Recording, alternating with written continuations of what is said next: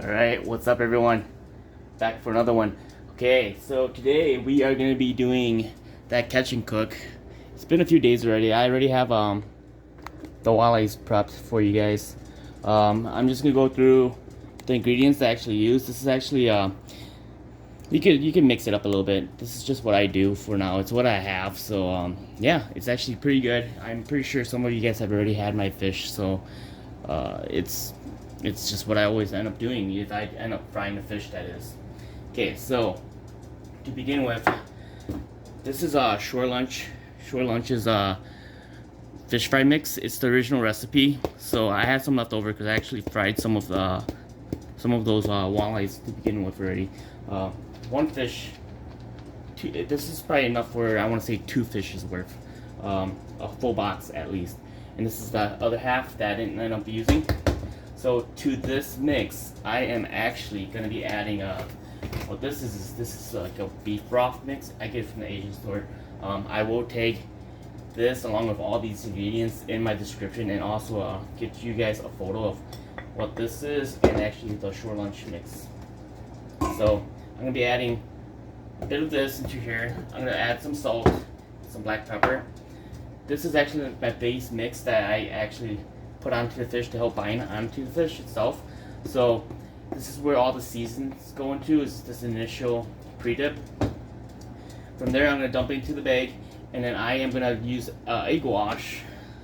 Got 2 eggs already mixed here. And then I'm going to dip it in there, and for the final dip it's going to be secret ingredient. Hungry Jack's mashed potatoes. This is what gives it its flakiness. If you ever had like was it butterfly shrimp, and you get that crusty texture look to it, that's what it does. That's what the Hungry Jack mashed potato does. Okay, all right, so let's get started. So to begin, I'm gonna get this mix going. I'm just gonna get everything mixed in here, and then I'll put it into a bag. So let's get this thing open. Let's steal a spoon quick. So I want to say this is actually like a half of the box, half of the box of the Shore Lunch. So I'm just gonna put it in like, I don't know, like a tablespoon's worth. It's gonna be plenty for the seasoning. So this beef broth mix actually is already pretty, like, it's fairly salty enough already. But so just bear in mind, a little bit goes a long ways when it comes to this. I'm gonna add like what, like, I guess half a tablespoon's worth of salt. And the thing with fish is, like, fish, I feel like you have to salt fish a little more than any other meat, because it absorbs the salt. Like, it doesn't, it's hard to season, so you usually end up adding too little salt when it comes to fish, at least for my opinion. Right, so I'm gonna add a little black pepper, just a little bit. Black pepper is really strong when it comes to cooking fish. And then give this a little shake. Tap all that stuff on the side. Okay, so I'm gonna put the dry mix, the initial dry mix, into this bag. Shake it all up. Okay, so with the fish, I don't know if you guys could tell, but then I didn't bleed this fish. But then what I ended up doing was I ended up letting it soak in the water. Usually, like, if I was ice fishing and I had walleye on the ice, I would have ended up just bleeding it. So then you wouldn't get the bloodiness inside the fish. So it does taste a little differently. But yes, I know sometimes people will argue that putting the fish in the water first, it actually ruins the flavor. But honestly, you're gonna be flavoring anyway. So what's the difference? So I do end up putting it on paper towels, okay? So just so it absorbs any excess moisture. You don't have to do it. I just like to do it because I feel like the flour base binds to the fish better this way when it's a little dry versus when it's damp. So I'm just gonna throw these fish walleye fillets in here. So I like to keep the bag a little airy. That way I can actually toss the fish inside of it. If you tighten it up, the fish is just gonna be stuck in one spot. Okay. So obviously I have an excess flour in here, so technically I could probably even put, like, I don't know, try sneaking 3 fish inside of this. Get these things out of the way. Now next is the egg wash. I only have 2 eggs. 2 eggs should be enough for just the one fish. You can always put more egg into it, so it doesn't hurt. So let's get this prepped and ready first. So it's the flakes, okay? I go a little excessive on this, because clearly you're gonna be dipping it last, so you don't want it to be sticking to the bowl or anything. It's gonna get pretty messy for you. Okay, so I'm just gonna get rid of this chopsticks. I don't really need them. So egg wash, just coat. You should just coat it.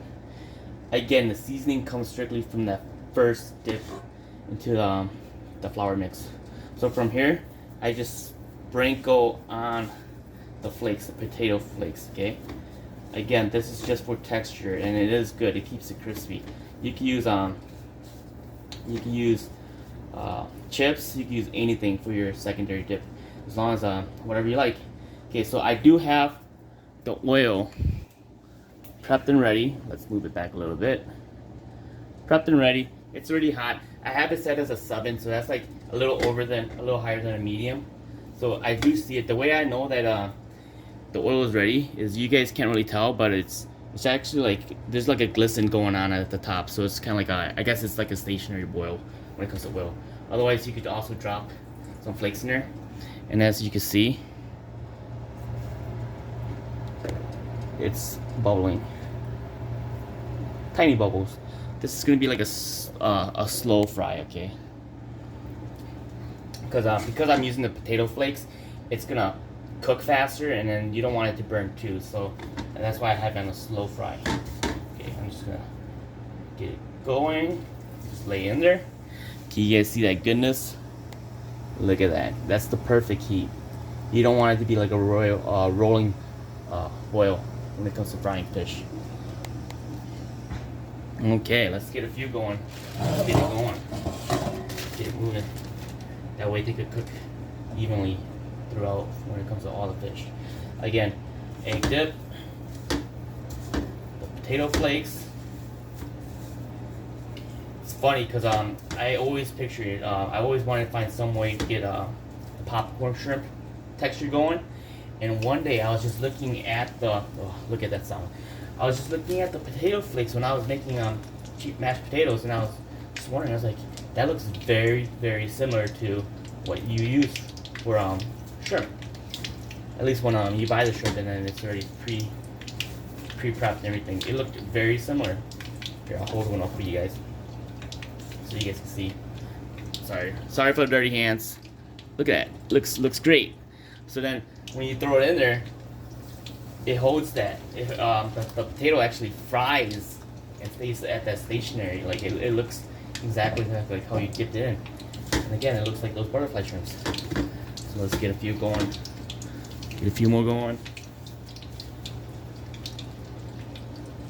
So the important thing too is I feel like when you're frying fish, you don't want to go too fast anytime you're frying anything, honestly, because the oil temperature actually drops too.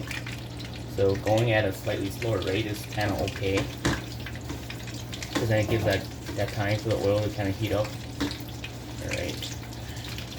So I do have access of everything, but that's fine. I'll deal with the rest. Like, it's okay. Usually I have more fish than this, but wife and kids, they've already ate dinner, and the kids aren't too big of a fan of fish. My son is, but my daughter isn't, and my wife will eat it if I'm cooking it. So she will eat it, but they've already had their dinner. So this is going to be primarily for me, so that's why I'm only doing the one fish. So I'm going to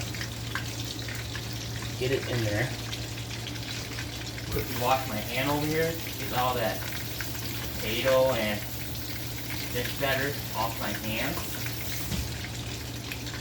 Sorry guys. Okay. Alright, so now what I do is I get the oil kind of moving around to make sure that the fish is like actually inside of the oil. If you have like more, this is probably like the most I will fry in this pan. If you go any more, temperature drops, and it's hard to bring up that heat again. It's hard for that heat to get up again. And so what ends up happening is the fish gets mushy. Okay. A lot of times what I see people do is they prematurely start flipping the fish, and you don't want to do that too. Okay, because prematurely flipping the fish causes it to break. It causes all the batter that you just put on it to flake off the fish. So as you can see, what I'm doing is actually I'm just slowly kind of pushing the ones that I dropped in first out to the side and working the last ones that I dropped in. The last ones are whiter. I don't know if you guys can see that, like this guy right here. That's one of the last ones that I dropped in, so it's not as brown. So I'm trying to work that one into the middle carefully so that it doesn't break.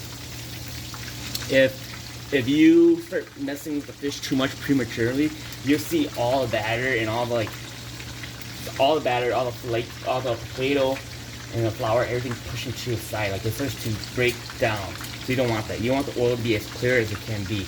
The thing is, with the excess potato flakes, they'll sink to the bottom. So that's the great thing about this.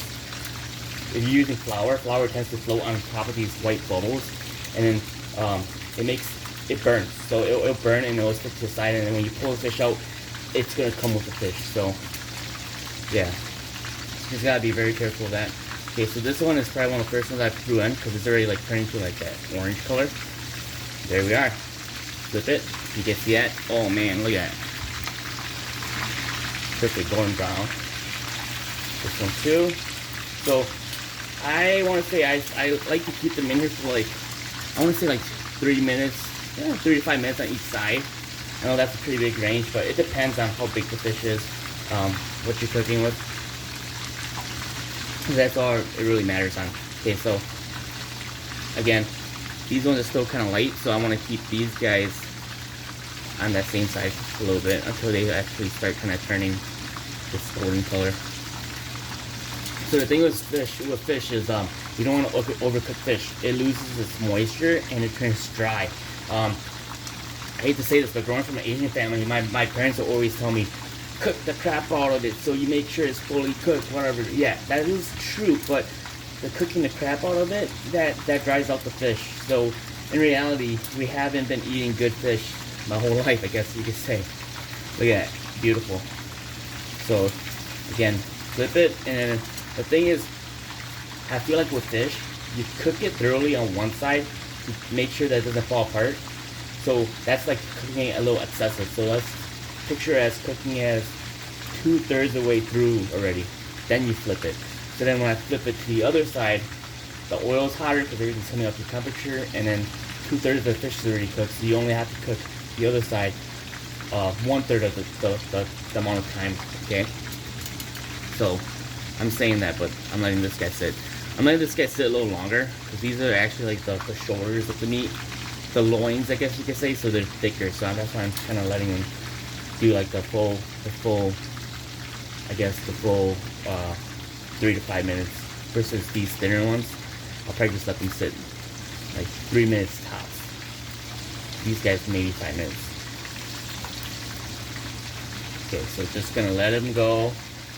Just checking this other sides, just making sure they're not burning. If they are burning, then I will just kind of alternate flipping here and there. Now this fish is pretty firm already, okay, as you can see. I could play with it a little more.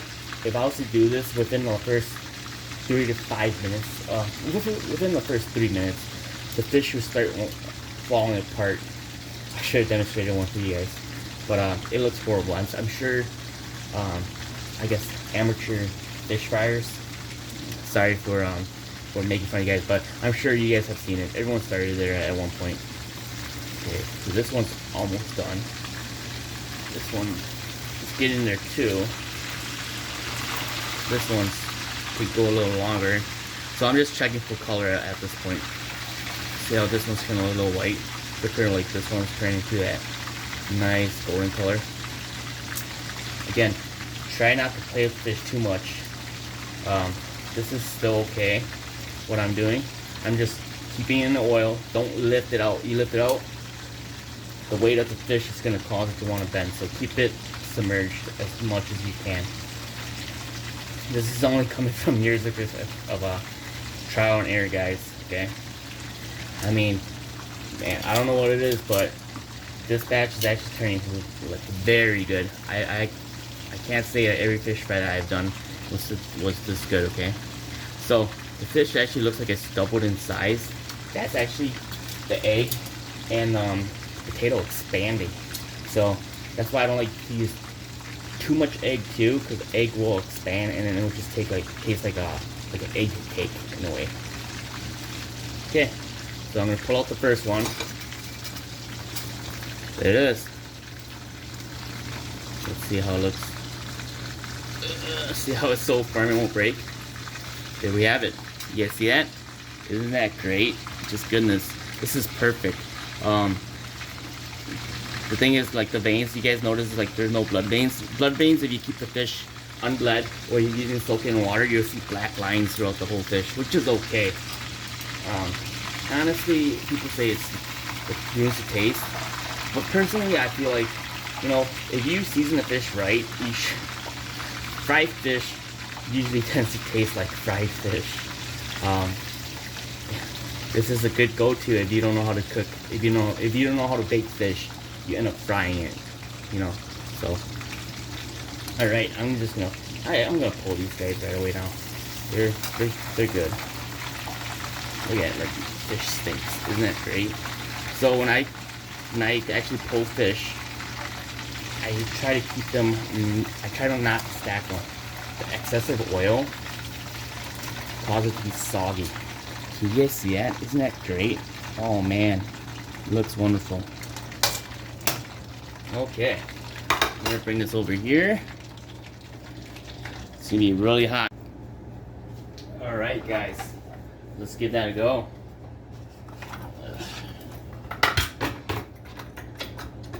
Give you guys a nice visual. There we are. Hope you guys can see that. Give it a try.